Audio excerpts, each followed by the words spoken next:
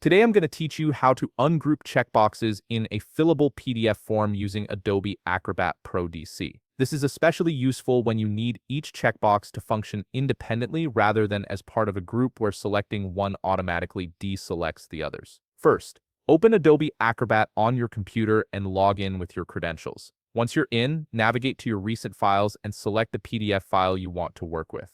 This will open your document and prepare it for editing. Now look at the left panel of your screen. You'll see various options there.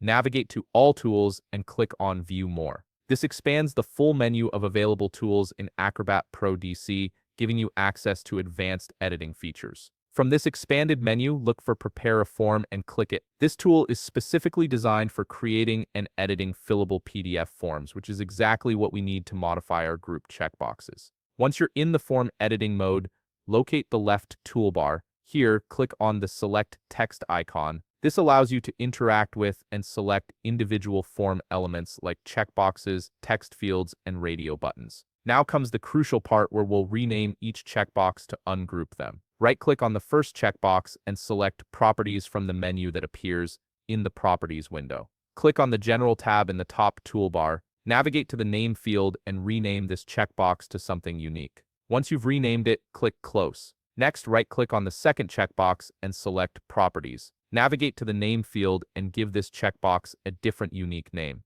Click Close when you're done. Continue with the third checkbox. Right-click on it, select Properties, navigate to the Name field, rename it uniquely, and click Close. Move on to the fourth checkbox. Right-click, select Properties, navigate to Name, rename it, and click Close. Finally, right-click on the fifth checkbox, select Properties, navigate to the Name field, rename it uniquely, and click Close. By giving each checkbox a different name, you've effectively ungrouped them so they can now be selected independently. Now it's time to test your changes. In the bottom left corner of the screen, click the Preview button. This allows you to interact with the form as an end user would and verify that each checkbox works independently without affecting the others. Once you've confirmed that everything is working correctly, click Exit Preview in the upper right corner to return to the editing mode. Finally, don't forget to save your work. In the upper right corner, click the Save button to preserve all the changes you've made to your PDF form. And that's it.